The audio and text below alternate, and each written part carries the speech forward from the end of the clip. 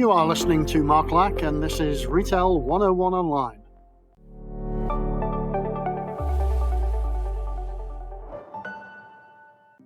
Most managers think you need to know how to proof dough to run a bakery.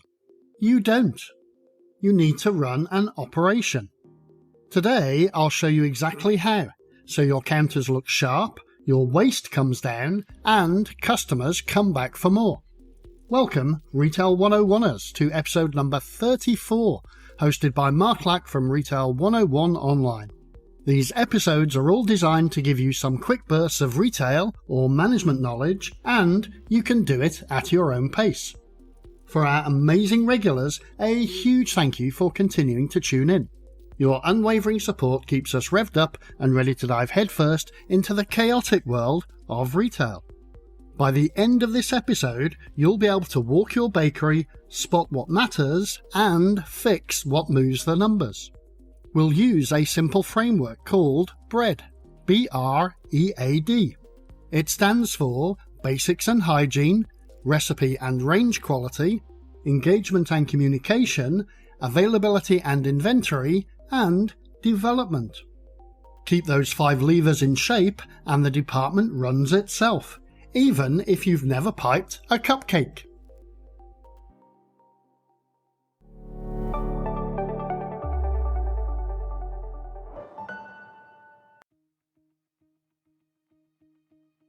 Let's start with B, Basics and Hygiene. If the back area is spotless and the front looks inviting, you've already won half the battle. When you walk in, check your senses first. It should smell fresh, surfaces should look clean, and tools, they should be where they belong.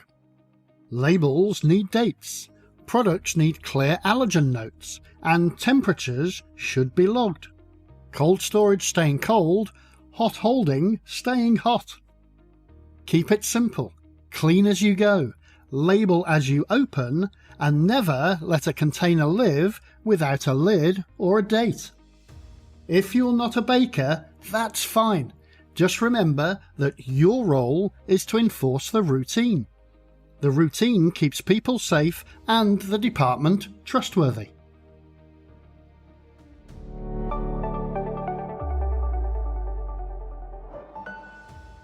Now we can move on to the R, Recipe and Range Quality. Consistency beats clever.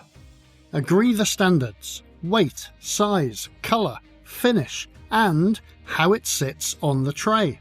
Keep a photo of the perfect version at the workstation and on the display. Then taste. Briefly, often, and most importantly, honestly. If it's dry, flat, or underbaked, customers will feel it before they complain. Keep the range tight. Your reliable heroes daily, a couple of seasonal items for interest, and 1 or 2 premium lines that justify margin. You, as a non-baker, don't have to write the recipes. You just protect them. When customers give feedback, treat it as data, not drama. And of course, close the loop with the team. We heard this, here's what we'll tweak, and here's how we'll measure it.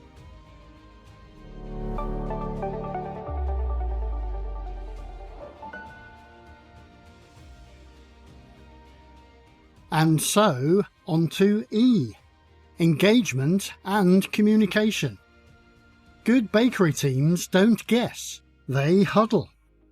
Do a 60-second stand-up at the start of each shift. State the focus for the day, availability at open and lunch, or markdowns on time. Confirm roles, who bakes, who tops up, who watches the display, and who handles the coffee attachments. Engage with the team by calling out one success from yesterday. Additionally, ask for one friction point that would save 5 minutes if fixed. Keep the huddle tight and positive. During the day, make feedback easy. A little whiteboard by the sink for notes works wonders, and a manager who listens gets better displays, fewer mistakes, and a calmer team.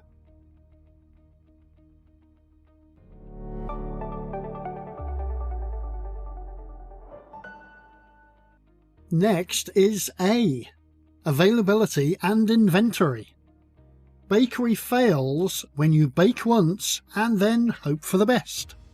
Instead, set PARS, P-A-R-S, periodic automatic replenishment, by Daypart. That means enough for doors open, a small top-up mid-morning, a stronger push into lunch, and a light refresh mid-afternoon. Start conservatively and then adjust every 3 days based on what actually sold. Use FIFO, first in, first out, so older ingredients leave the shelf before newer ones. Give markdowns a clock, not a mood. If something will hit its end of life, mark it down on schedule so it sells while it still looks proud. Keep a simple waste log by SKU so you can see patterns rather than just guessing. Events matter too. If the school run hits your store, be ready at 11. If a rainstorm bumps coffee sales, expect pastries to follow.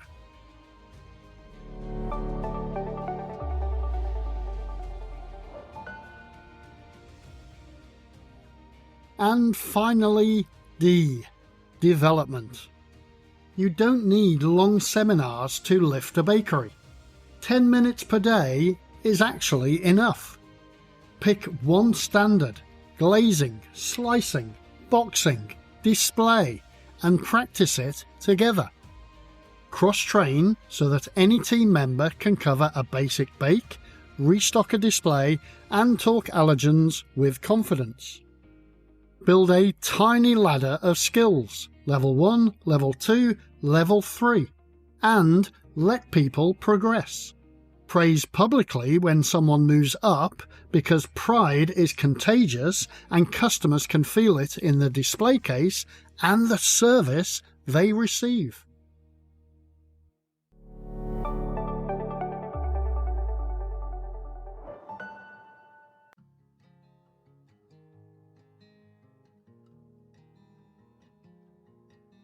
Let's now move this onto the floor with some practical applications. Let's turn all of this into a 1-week plan that you can start right after this podcast.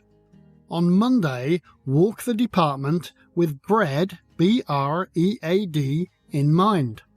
Look, smell, and listen. Note 3 fixes that would make the biggest difference today. Maybe it's labelling gaps, uneven sizing, or a messy counter that kills trust. Next, set PARS for the 4 day parts: open, mid-morning, lunch, and mid-afternoon. Put the numbers on paper and on a timer so top-ups actually happen. Introduce one simple markdown rhythm: earlier and smaller first, then a stronger reduction later if stock still remains. Start a visible temperature log. When it's visible, it happens. Schedule one micro-training for the week. For example, 10 minutes on display standards, ideally with a photo of the perfect tray and a quick demo of spacing. Add one sentence at the coffee bar. Would you like a warm croissant with your coffee today? And measure how often it's offered. On Friday, review 4 things: waste as a percentage of bakery sales, availability at open and at lunch, markdowns done on time, and your attachments, your ad cells, to coffee. Adjust next week's PARS by a couple of units at a time, not by guesswork. You will hear a few objections. For example, we don't have time. You don't actually need more time for this. You need the time in the right place. 2 tiny top-ups beat 1 big bake and usually reduce waste. Our customers are different, someone will say. Good. That's why your PARs are yours, not a national average. The framework stays the same. The numbers bend to your traffic. Head office won't allow markdowns, someone else will say. Okay, so then focus on standards and PARs. Most of your gains will come from getting the display right and timing the bakes smartly.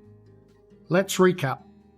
Bakery is a high risk when unmanaged and high reward when disciplined. Bread, B.R.E.A.D, keeps you honest. Keep the basics clean, protect recipe and range quality, talk to each other, put product where and when it sells, and help your people grow.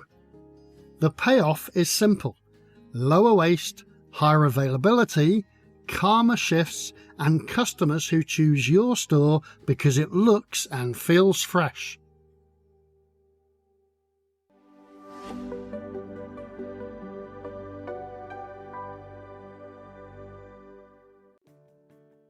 Help is on the way. Here's the takeaway kit from this episode that you can repeat with your team. First, a mental checklist for the day.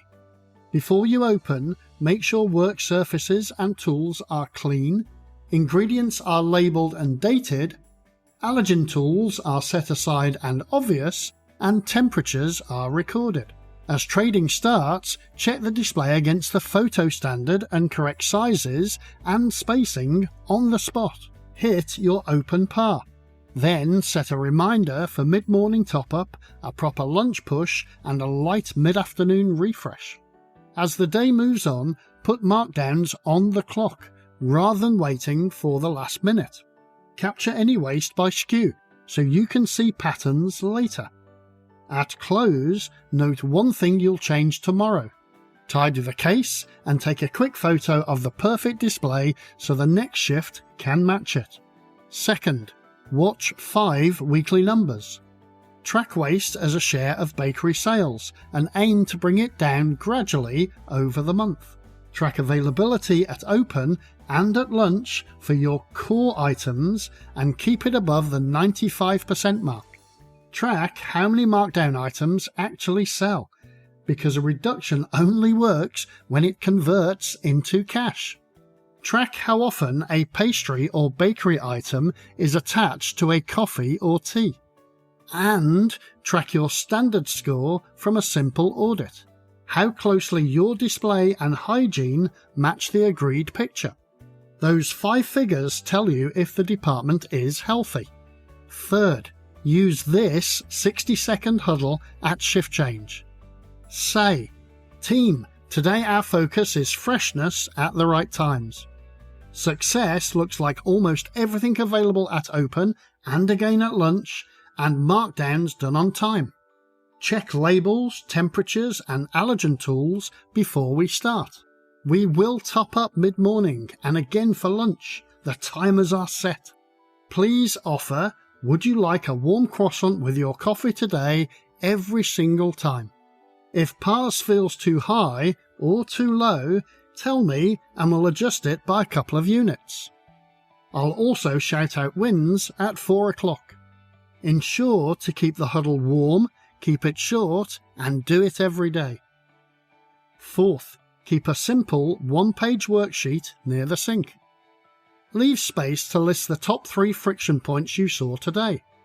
The one change you'll test tomorrow, who owns it, the time box for the test, and the date you'll review the result. It keeps improvements small, constant, and real. Finally, communicate outward. In your store chat, let people know the theme for the week. Maybe it's bread, basics, PARs, or markdowns, and ask for before and after photos of the display. With suppliers, tell them you're testing a mid-morning top-up and ask for deliveries that land before that time. When you make it easier for others to help you, they usually do.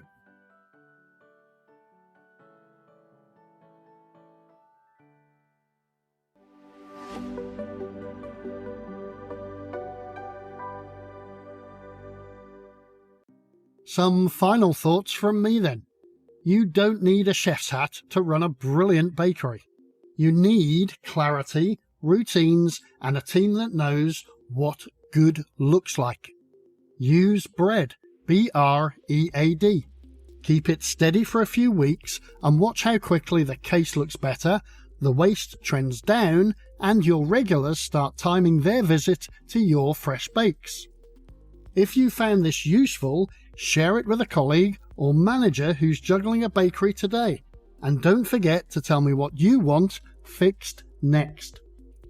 I hope this has helped somewhat in expanding your understanding of how to manage a bakery, even if you've never kneaded the dough. If you can think of anything else, then you know how to find me. Send me a message on LinkedIn, X, or the retail101online.com website, and I can add some new insights to the list. Don't forget to hit that subscribe button and ring that bell wherever you get your podcast fix, so you never miss out on the excitement of our next episode drop. Remember, the smartest stores are the ones where everyone is learning, thinking, and growing. Join the future. Start today.